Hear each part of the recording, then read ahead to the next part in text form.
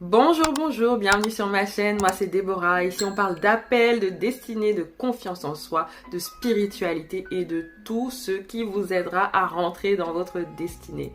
Et on ne peut pas rentrer dans sa destinée sans connaissance solide de la parole de Dieu. C'est pourquoi aujourd'hui j'ai décidé de partager avec vous 5 versets qui m'aident à naviguer dans la vie de tous les jours, à affronter toutes sortes de situations de la vie de tous les jours. Et j'ai voulu faire un top, mais en fait je peux pas les départager si j'en ai un préféré, pas un préféré parmi ces versets. C'est vraiment mes versets phares pour toutes sortes de situations. Et on va commencer avec le premier de la liste. L'un des versets principaux qui ont conduit à la création de cette chaîne et à l'évolution de cette chaîne YouTube, c'est le psaume 139, verset 14, qui nous dit « Je te loue de ce que je suis une créature si merveilleuse. Tes œuvres sont admirables et mon âme le reconnaît bien. » Et ça, c'est un verset qui nous aide à nous ancrer dans notre identité. Peu importe ce que les gens peuvent nous dire, peu importe les critiques qu'on reçoit, peu importe parfois les voix qu'on peut entendre dans sa tête, les voix de découragement, les voix de dévalorisation, de manque de confiance en soi. La parole de Dieu déclare que nous sommes des créatures merveilleuses. Et c'est pour ça que ceux qui vont jusqu'à la fin de mes vidéos savent qu'ils sont et qu'elles sont des créatures merveilleuses, parce que c'est toujours comme ça que je signe mes messages et que je marque la fin de mes vidéos.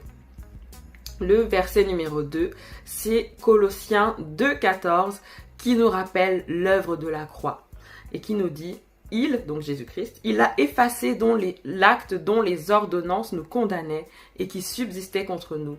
Et il l'a détruit en le clouant à la croix. » Ça veut dire que peu importe les critiques, peu importe ce que le monde veut te dire, peu importe les condamnations, peu importe ce que tu étais avant de donner ta vie au Seigneur Jésus-Christ, peu importe les schémas qui découlent dans ta famille, parmi toutes tes tantes, aucune ne se marie parce que ceci, cela.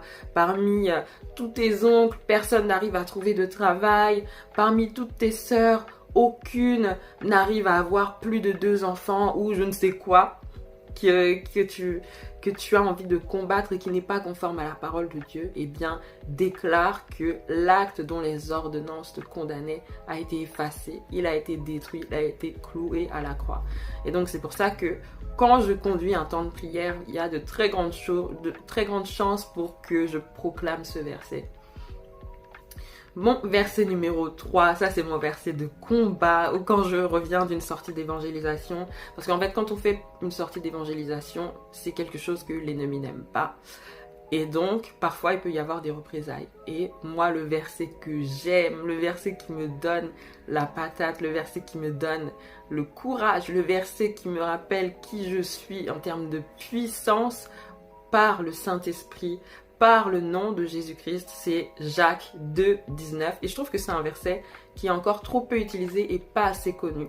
Donc c'est Jacques 2,19 qui dit « Tu crois qu'il y a un seul Dieu ?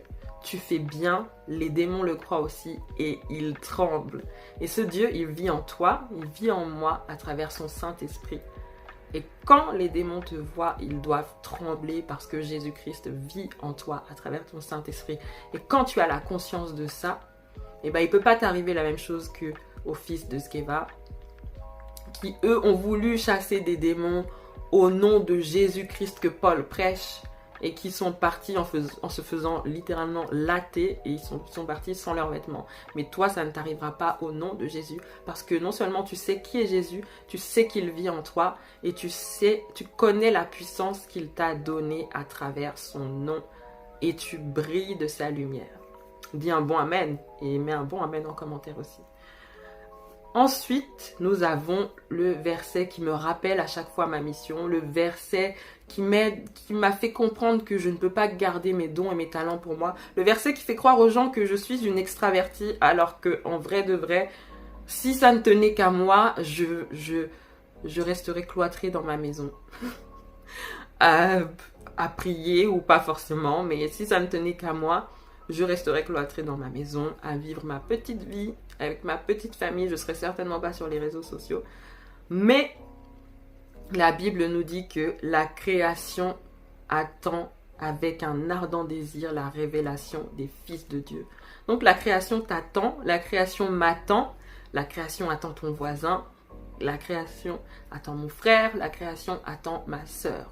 Toute la création attend notre révélation à nous qui nous disons enfants de Dieu. Nous sommes la lumière du monde, le sel de la terre. Donc on ne peut pas se permettre de rester dans notre petit coin, à ne penser qu'à nous, notre petite personne, notre petite famille, notre petit mariage, etc.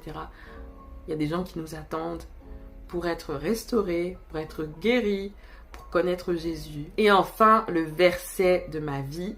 Un jour, très bientôt en vrai, je ferai une vidéo sur les tempéraments pour expliquer un peu mon tempérament. Parce que moi, j'ai un tempérament qu'on dit rouge. Et donc, je prends pas toujours des pincettes pour parler aux gens. Et un jour, on m'a dit, mais pourquoi tu parles si durement aux gens? Et le Saint-Esprit m'a interpellée, j'ai fait vraiment une introspection.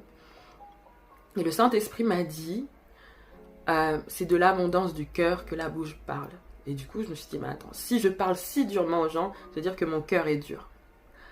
Alors, ensuite, il m'a donné un autre verset. Et c'est le verset que je considère être le verset de ma vie. C'est pas le verset de mon appel, attention. Mais c'est le verset de ma vie.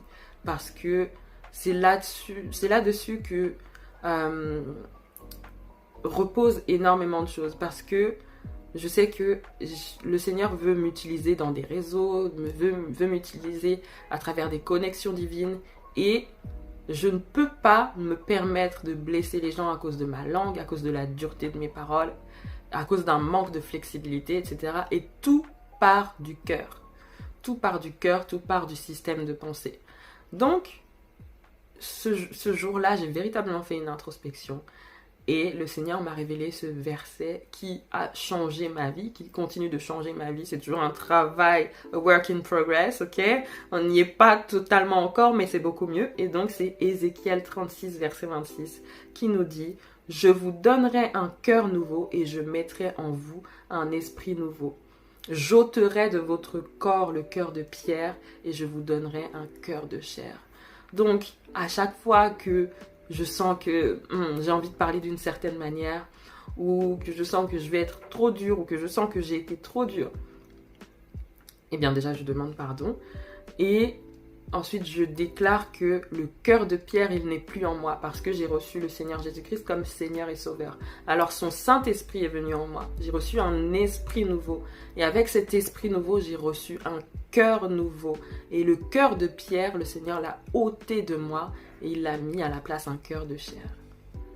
Donc, voilà mes 5 versets phares qui m'aident à naviguer dans cette vie, dans ce monde, à toujours me souvenir de mon identité en Christ, de la puissance qu'il y a dans le nom de Jésus-Christ et dans l'œuvre de la croix et dans son sang qui nous a rachetés, et ainsi que la puissance de restauration du cœur qu'il y a et la mission que nous avons en tant qu'enfants de Dieu, d'aller, de faire de toutes les nations des disciples, d'aller et de briller pour sa gloire, d'aller car la création attend avec un ardent désir la révélation des fils de Dieu.